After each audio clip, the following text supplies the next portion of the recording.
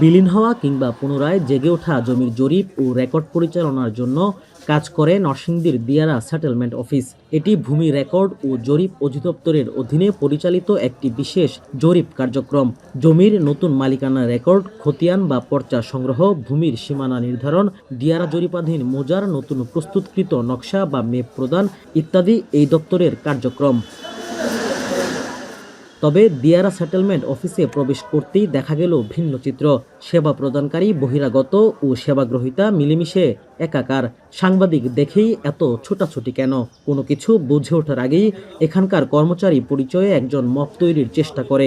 বুঝতে বাকি রইল না তাদের পূর্ব নির্ধারিত কাজে ব্যাঘাত ঘটছে এখন টেলিভিশনের উপস্থিতিতে।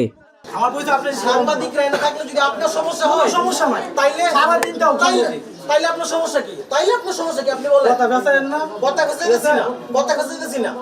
তবে এসবের মধ্যেই ক্যামেরা দেখে এগিয়ে এসে অভিযোগ করলেন ভুক্তভোগীরা। টাকা দিয়ে একজনের জমি আরেকজনের দখলে নেয়া, মাঠ পর্চা খুঁজতে গেলে প্রদর্শন না করা এবং নিয়ম বহির্ভূতভাবে টাকা দাবিসহ নানা অভিযোগ ভুক্তভোগীদের। বিভিন্ন জেলা থেকেও কয়েকবার এসে ঘুরতে হচ্ছে এই দপ্তরের বারান্দায়। যথাসময়ে মিলছে না কাঙ্ক্ষিত সেবা। আমাকে রেকর্ড করার লিগে যেই কাগজ দিছে এগুলি জমা নিব, দেখবো দেখে আসছি সাপোর্ট দিয়ে দিব আর যেগুলি রেকর্ড না হয়েছে এগুলি কাগজপত্র জমা দেওয়া। এখানে আসছে আমাদের হীরাদি মৌজায় একটু সমস্যা আছে, ওগুলো সংশোধন করার জন্য। এরা বলতেছে এটা আর একটু সংশোধন দেখতে হবে, দেখার পরে দিয়ে আমরা আরেকদিন আমাদের ডেলিভারি দিয়ে দিবে কাজটা। 24, 25, 26 এখনো আমরা অরিজিনাল এখনো মাঠ পর্চা আমরা পাই নাই। এদের কর্মচারী যারা আছে হেরাই বলে যে মাঠ পর্চা নাই, এগুলি নাই, আমরা কইরা লাইছি জানগা। আর যদিও পাওয়া যায় তাহলে খুঁজতে 1000 টাকা লাগবে, একটা পর্চা 3000 টাকা লাগবে, যেটা একটা মাঠ পর্চা। এই অফিসের সিন্ডিকেটের সামনে আতঙ্ক আর ভয়ে ক্যামেরায় কথা বলতে রাজি নয় বেশিরভাগ ভুক্তভোগী। কেন মপ তৈরির চেষ্টা করা হয়েছিল এখন পুরোপুরি পরিষ্কার। এসব বিষয়ে স্বাচ্ছন্দ্যে ক্যামেরার সামনে কথা বলতে চান না এখানকার দায়িত্বরত কর্মকর্তাও।